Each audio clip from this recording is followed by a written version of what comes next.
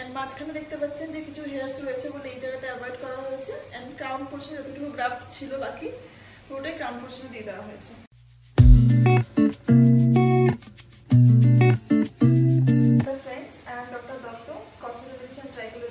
আজকে একটা সার্জারির ভিডিও নিয়ে এসেছি আপনাদের সামনে।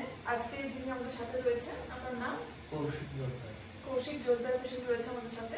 এনার আজকে সার্জারি হয়েছে, 2 দিনের সার্জারি ছিল। এনার টোটাল 3100 গ্রাফটের সার্জারি কমপ্লিট হয়েছে। ওনার মোটামুটি ফ্রন্টে এতটা অবধি ওনার হেয়ার ছিল না, তো এখান থেকে এতটা অবধি ওনার পুরোটাই ফিল আপ হয়েছে। এন্ড মাঝখানে দেখতে পাচ্ছেন যে কিছু হেয়ার্স রয়েছে বলে এই জায়গাটা অ্যাভয়েড করা হয়েছে। এন্ড ক্রাউন পোর্শনে যতটুকু গ্রাফট ছিল বাকি পুরোটাই ক্রাউন পোর্শনে দিয়ে দেওয়া হয়েছে। হঠাৎ করে ভাবলেন যে আমাদের সার্জারি করাবেন? সার্জারি করাবো আমি 2 বছর ধরে ভাবছি। টাকা পয়সারও সমস্যা ছিল আমাদের, তো সেই মতো ভাবে এখানে কম পেয়েছি, সব জায়গায় যাচাই করেছি। কেমন লাগলো এখানে সার্জারি করিয়ে? আমার তো খুব ভালো লেগেছে, ম্যাডামের সব ব্যবহার খুব ভালো। কোনো অসুবিধা হয়েছে সার্জারি চলাকালীন? সার্জারি চলাকালীন কোনো অসুবিধা হয়নি। বা কালকে সার্জারি করার পর বাড়ি যাওয়ার পর কোনো অসুবিধা হয়েছে? না, কোনো অসুবিধা নেই, ব্যথাও ছিল না।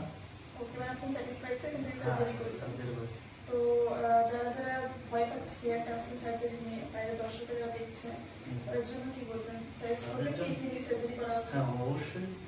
আর ভয় পাওয়ার কিছু নেই, কারণ আমি প্রথমে ভয় পেয়েছিলাম, তো তারপর ভিডিও দেখতে দেখতে।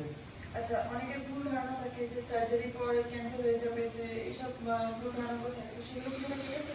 হ্যাঁ, সে তো কেটেছে। আর আমি যত ভিডিও দেখেছি তাতে ওরকম কোনো কিছু পাইনি, যার জন্য আমি কোনো টেনশন নিই, সার্জারিটা করে নিই। ওকে ফ্রেন্ডস, তো আপনারা ডাইরেক্ট পেশেন্টের কাছ থেকে রিভিউ নিলেন যে পেশেন্ট স্যাটিসফাইড সার্জারি করিয়ে। তো আপনারাও নিশ্চিন্তে এখানে যাদের এরকম কন্ডিশন আছে তারা এখানে সার্জারি করাতে পারে। তো আজকের জন্য ভিডিও এই অবধি শেষ করবো। পরবর্তী নতুন নতুন আরো সার্জারি ভিডিও নিয়ে আসবো। আজকের জন্য এই অবধি।